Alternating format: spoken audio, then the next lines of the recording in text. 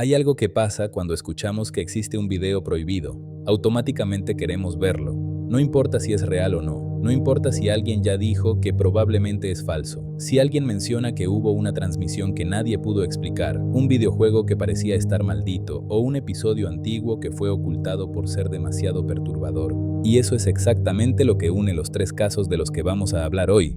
El incidente de Max Headroom. Esto no empezó en internet, empezó en televisión en vivo. El 22 de noviembre de 1987, en Chicago, algo muy extraño pasó al aire. No fue una broma viral, no fue un video editado años después. Fue una interrupción real en plena transmisión. Se conoce como el Max Headroom Signal Hijacking.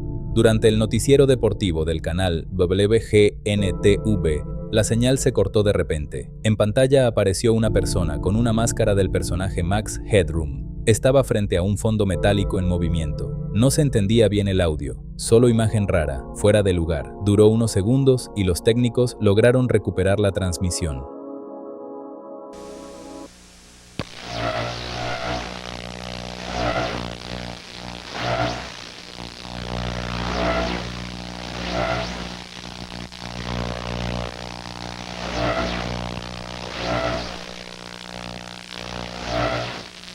En ese momento muchos pensaron que había sido un fallo técnico, pero horas después volvió a pasar. Esta vez durante la emisión de Doctor Who en el canal público. La interrupción fue más larga, más incómoda. La misma persona apareció otra vez, hablaba con voz distorsionada, decía frases sin mucho sentido, se movía de forma extraña. En un momento incluso se escuchan golpes fuera de cámara. Después de más de un minuto, la señal regresó como si nada hubiera pasado. Y aquí está lo importante. Esto está documentado, está confirmado. No es una leyenda. La Comisión Federal de Comunicaciones investigó el caso. Técnicamente era posible interferir señales analógicas en esa época si tenías el equipo correcto y suficiente potencia. No era sencillo, pero era posible. Lo que nunca pasó fue un arresto. Nunca se identificó oficialmente a los responsables. Existen grabaciones del segundo incidente, que son las que circulan hoy en internet. Del primero solo hay versiones parciales y sin audio claro. Y eso es lo que mantiene el misterio vivo, no porque el contenido sea aterrador, sino porque alguien logró hacer algo extremadamente arriesgado y desapareció sin dejar rastro. No sabemos quién fue, no sabemos cómo planearon el momento exacto, no sabemos si fueron uno o varios. Y cuando algo real queda sin respuesta, la gente empieza a llenar los espacios con teorías. Este caso es perturbador no por lo que se ve, sino por lo que demuestra que alguien pudo tomar el control de la televisión en vivo y jugar con la audiencia durante más de un minuto. Eso, para 1987, era enorme. Y lo más inquietante es que sigue sin resolverse. Ben Drowned. Ahora saltamos al 2010. Aquí ya estamos en internet. Y aquí el juego cambia completamente. La historia de Ben Drowned comenzó cuando un usuario llamado Yadu Sable publicó que había comprado un cartucho usado de The Legend of Zelda, Majora's Mask. El cartucho tenía un archivo guardado con el nombre Ben. Según él, desde que empezó a jugar, comenzaron a pasar cosas raras. Personajes que lo miraban fijamente, música que sonaba diferente, mensajes que parecían dirigidos directamente a él. Pero lo que hizo que esto explotara no fue solo el texto, fueron los videos. Subía clips a YouTube mostrando los supuestos errores del juego, y no eran exagerados, no eran jumpscares baratos, eran detalles sutiles, incomodidad constante, cosas que parecían glitches reales. La comunidad empezó a analizar todo, frame por frame, buscando pistas, descifrando códigos ocultos. Aquí está el punto clave. Esto fue un proyecto de ficción. El creador, Alex Hall, confirmó que era un ARG, un juego de realidad alternativa diseñado para desarrollarse como si fuera real. No existe evidencia de un cartucho poseído. No hay registro de un niño fallecido relacionado con el juego. Pero durante semanas, mucha gente creyó que podía ser auténtico. Y eso es lo interesante. No fue un misterio técnico como el caso anterior. Fue una historia muy bien construida que logró que miles participaran activamente. Comentaban teorías, intentaban replicar errores en sus propias consolas. Algunos incluso aseguraban experimentar cosas similares, aunque nunca pudieron demostrarlo. Parte del material original fue eliminado o modificado con el tiempo. Algunos videos ya no están disponibles en su forma original. Ben Drowned no fue un hecho real, pero sí fue un fenómeno real. Demostró que si cuentas una historia con suficiente detalle y coherencia, la gente no solo la consume, la vive. Y ahí es donde la línea entre ficción y realidad empieza a ponerse incómoda.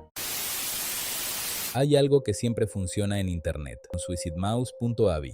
Durante años empezó a circular una historia que decía que existía un cortometraje antiguo de Mickey Mouse que nunca fue publicado. Supuestamente era un episodio de los años 30 que Disney decidió archivar porque era demasiado perturbador. La descripción siempre era parecida. Mickey caminando por una calle, en blanco y negro, durante varios minutos, sin risas, sin expresiones exageradas, solo caminando, la música sonando en bucle, incómoda, vacía. Después, según el relato, la animación empezaba a cambiar. La música se volvía caótica, aparecían sonidos extraños, imágenes distorsionadas y al final, gritos. Ahora vamos a lo importante. No existe ningún registro histórico que demuestre que ese corto fue producido por Disney. No aparece en catálogos oficiales. No hay referencias en archivos de animación. No hay documentación de producción, nada.